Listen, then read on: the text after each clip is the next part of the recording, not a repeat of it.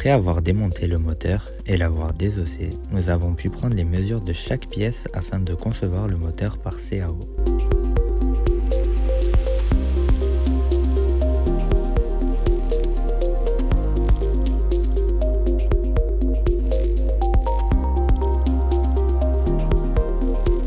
Voici l'intérieur de notre culasse. Nous pouvons y voir les soupapes et les différents circuits. L'admission du carburant frais et de l'air se fait par ce conduit. Le fluide admis est donc compressé dans la chambre de piston et les gaz chauds obtenus après explosion sont alors évacués par ce conduit. Nous avons donc les gaz chauds d'un côté et le mélange froid de l'autre. Cependant, lors du démarrage, toutes les composantes du moteur ainsi que le carburant et l'air sont à température ambiante. Or, pour faciliter la combustion et ainsi l'explosion dans la chambre de combustion, il est préférable d'admettre un mélange chaud, surtout à température ambiante basse, afin d'éviter l'usure du moteur.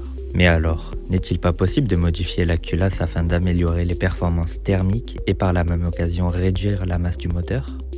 À l'aide de nos compétences techniques et théoriques en assemblage, en transfert thermique, en optimisation topologique et en méthode de résolution par élément fini, nous avons répondu à cette problématique. Les culasses étant généralement fabriquées par moulage, il pourrait être intéressant d'en imaginer une en fabrication additive. Plusieurs propositions de solutions ont été étudiées, parmi lesquelles figurent des éléments en structure treillis, des tubulures spécifiques avec calcul de perte de charge, et enfin un échangeur thermique que nous avons retenu car plus efficace pour un volume moindre.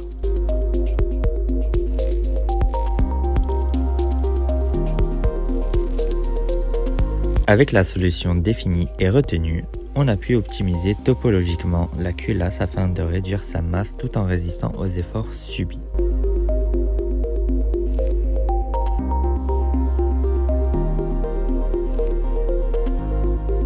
L'optimisation faite, nous avons pu l'imprimer afin d'avoir un prototype de notre solution.